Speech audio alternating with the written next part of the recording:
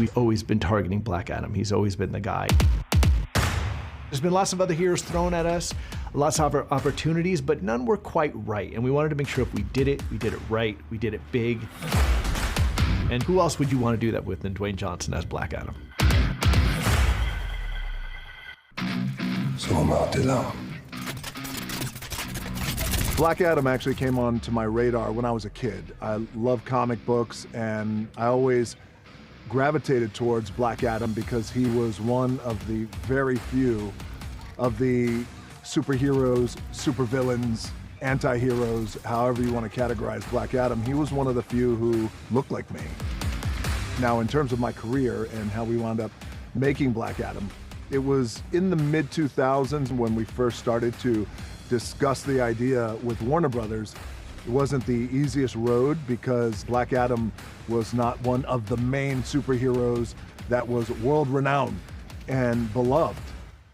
One of the challenging things with this industry is you can get buried in development for years, and we had gone down a road where we felt, you know what, maybe we should introduce both Shazam and Black Adam in the same project. It just wasn't working. Those are two very big characters. They both need a little bit more space. As we were developing that kind of dual Black Adam Shazam script, I mean, we were feeling the tensions of trying to get the movie right. You know, DJ was the one who really vocalized and said, you know what, this isn't working like this. Let's break it up. Let's split it up. Let's let Shazam have his own movie. Let Black Adam have his own movie. And when we did that, things really just started to kind of explode and everything moved forward. Shazam was able to move forward the way it needed to. And then Black Adam just took on a whole life of its own. Dwayne knows this script backwards and forwards. Like, this is his film.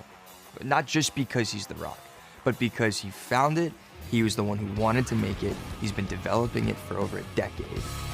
It's very inspiring to work with someone who's so passionate about whatever it is that he's doing. And in this case, it's trying to raise the bar, literally, when it comes to these big epic stories and the idea of the superhero.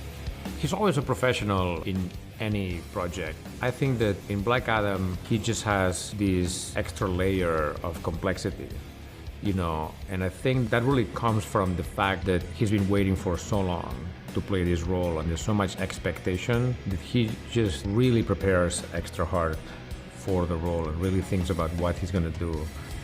I always knew that if we were ever to make Black Adam a reality, then it would require, I think, the hardest work that I've ever put in my life.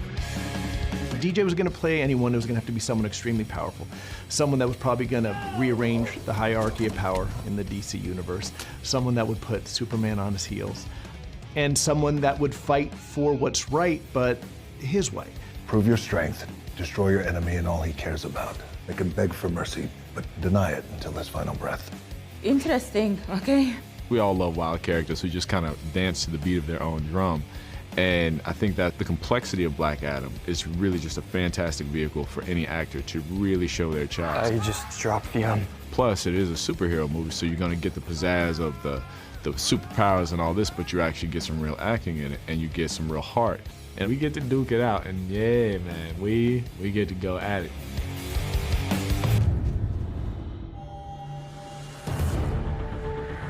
Jean, our lovely director, he said something about how technical this movie was going to be.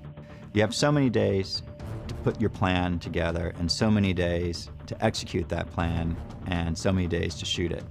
You never have enough of any of them. Let alone just the difficulty of trying to get some of these environments built, which you're fortunate enough to be part of a DC film, which you get to do environments that do not exist, and that makes it very fun for us and challenging at the same time. We start just with the big set pieces. You know, I think that one of the most difficult things is you can imagine a whole world, but how much are you actually going to build?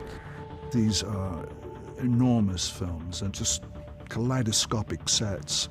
It's exhilarating to walk onto the stage and wonder what the sets are going to look like. Tom Meyer, the production designer, has really created a unique world, and there are sets that I've never seen the likes of. I mean, it's make-believe at its finest. To step on the Kondak set, I mean, it makes your job as an actor so much easier because you don't need to believe anything. It's right there in front of you. no detail went unnoticed. You were literally standing in this other world, and it's real. The problems that they run into every single day, the speed bumps, you know, the ways that they got to work through these things, these challenges, we don't hear any of it. We show up to work, we do our jobs, we have fun, we've created a small family.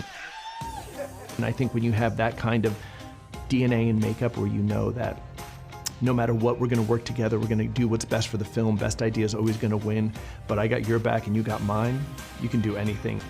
We're a tight unit, we trust each other. It's just this really tight, galvanized feeling like family. And it's something very special to be a part of. We'd been wanting to get into the superhero world for a long time. To see Dwayne Johnson step in front of the camera as the first time as Black Adam, it's historic for us.